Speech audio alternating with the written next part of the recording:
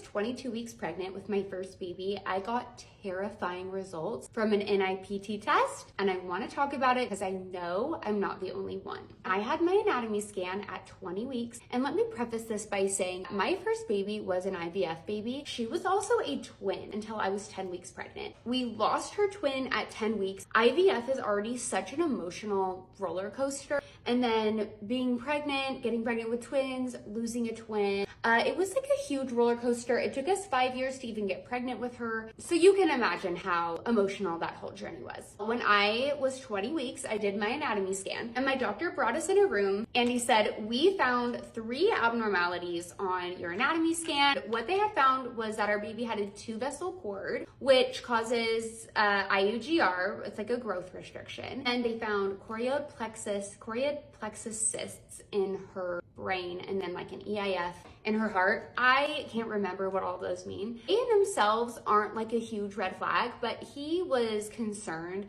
about there being 3 abnormalities. He recommended that we take the NIPT test to outrule any like genetic problems.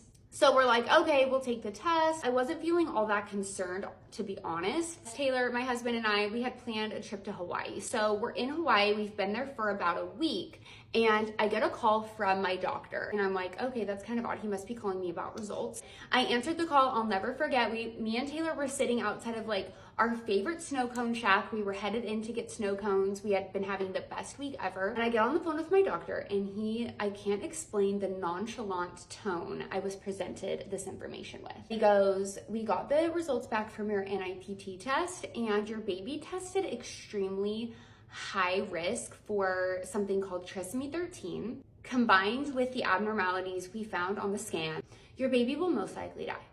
Have a great day, bye. And he like hung up the phone. I was completely speechless, being completely uneducated, 1, about the NIPT test, 2, about trisomy 13, 3, I had gotten no practical information. My doctor basically said, literally, your baby will probably die, like, have fun in Hawaii. I just literally fell into Taylor's arms, into tears, and could not, like, I entered into a completely different frame of mind, into a different realm, because our doctor had literally just told us that our baby would not survive.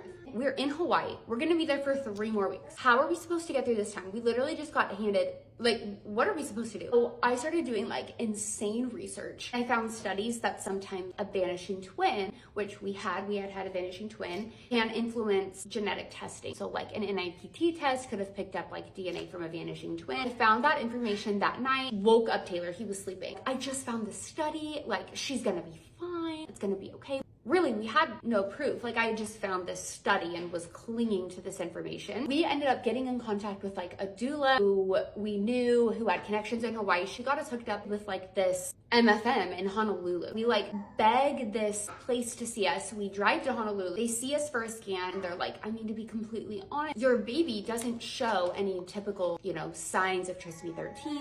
The abnormalities they found in the scan, like 2 out of 3 of them typically resolve themselves. We think that these results probably came from the vanishing twin. So we left like that office in Honolulu feeling a lot better, but like the remainder of my pregnancy was terrifying. First of all, I completely switched providers. I never ever went back to that doctor again because I couldn't believe the lack of care that I got from him, the lack of emotional care, the lack of education. It felt like he gave me a diagnosis. I have learned since that the NIPT test is actually not a diagnostic test. So we were presented with the option to do like an amniocentesis, so that they will take fluid from your amniotic sac, but I was so terrified to do that procedure. It has a small risk of miscarriage. We opted out of the amniocentesis. I don't know if I regret that or if I stand by that. I do know at the time I was doing the best I could, and I couldn't fathom doing that test. I switched providers. It was a much better experience. I got like much better emotional care. I started going to ultrasounds every single week. I started doing NSTs every single week. Things started to look more promising. We didn't know for sure. I remember even being at my baby shower and feeling completely like an imposter. Everyone came to celebrate me at my shower.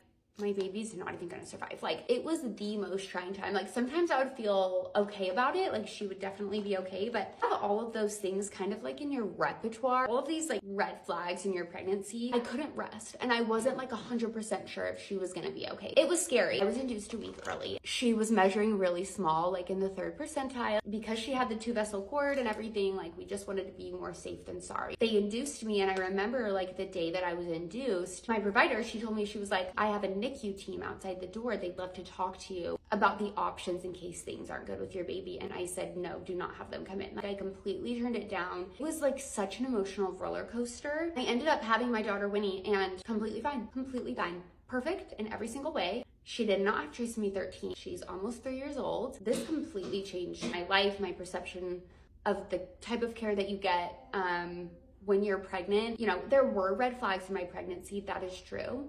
Everything was fine. Ever since I originally shared that, a lot of people have gone through something like that where they're told something really scary or overwhelming about their baby, but everything ends up being completely fine. So continue to advocate for yourself. You're gonna do the best you can with the information that you're given. The NIPT test personally like really scares me because it's not diagnostic. It's not gonna tell you like a for sure answer. And I'll never know like for sure where those results came from for everything to turn out completely okay. Kind of a crazy story. Wanted to share that. Bringing kids into the world is no joke.